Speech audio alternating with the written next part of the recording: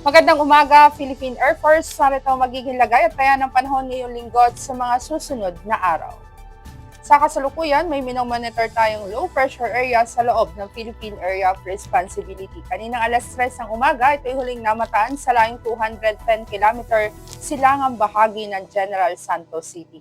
Ang nasabing LPA, mababa ang tsansa na mag-develop bilang isang bagyo at ito'y embedded o nakapaloob sa Intertropical Convergence Zone o ITCZ. Itong dalawang weather system nito kung ating mapapansin sa ating satellite image ang magdudulot ng malawakang pag-ulan sa malaking bahagi ng Visayas, Mindanao, southern portion ng Bicol Region at ilang bahagi ng Palawan. Samantalang ang shearline, naasahan natin ang patuloy na pag-iral, particular yan dito sa may extreme northern Luzon. Easterlies naman sa ibang nalalamig bahagi ng ating bansa o yung mainit na hangin nagmumula sa dagat Pasipiko.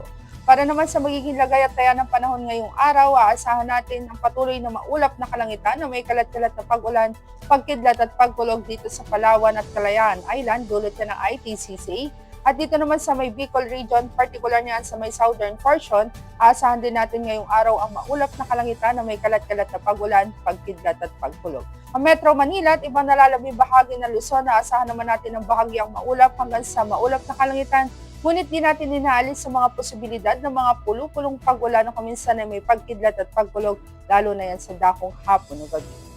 Dito naman sa Kabisayan at Mindanao, dulot pa rin ng ITCZ at ng low pressure area, aasahan din natin ang patuloy na maulap na kalangitan na may kalat-kalat na pag-ulan, pagkidlat at pagkulog.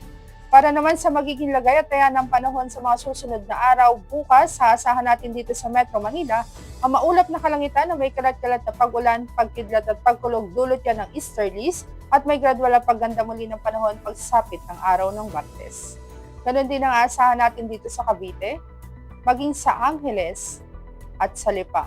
Samantalang dito sa Puerto Princesa, aasahan natin hanggang Martes ang patuloy na maulap na kalangitan na may kalat-kalat na pag-ulan, pagkidlat at pagkulog, dulot pa rin yan ng ITCZ at ng low pressure area at may gradual na pagganda naman ng panahon pagsapit ng araw ng Miyerkules.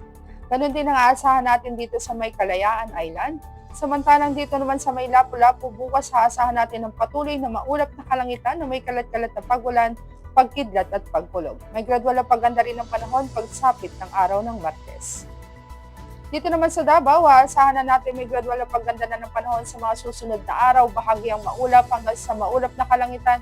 Ngunit di natin inaalis sa mga posibilidad ng mga pulupulong pag-ulan na kuminsan ay may pagkidlat at pagkulog. Dito naman sa Zamboanga, aasahan natin bukas ang patuloy na maulap na kalangitan na may kalat-kalat na pag-ulan, pagkidlat at pagkulog at may gradual na pagganda rin ng panahon pagsapit ng araw ng Martes. Para naman sa ating astronomical information, ang araw sumikat kaninang 0550 dito sa Metro Manila at asahan natin lulubog sa ganap na 1730. Para naman sa ating moon illumination, meron tayong 20% increasing. At yan ang latest update natin sa weather. Para manatiling updated sa lagay at taya ng panahon, i-follow lamang ang Air Force Weather Center sa aming mga social media accounts. At sa ngalan ng aming commanding officer na si Colonel Alvin John Cugador, Philippine Air Force General Staff Corps, I'm Sergeant Jessa C. Cuenca, Weather Forecaster ng Air Force Weather Center. Muli, magandang umaga, Philippine Air Force.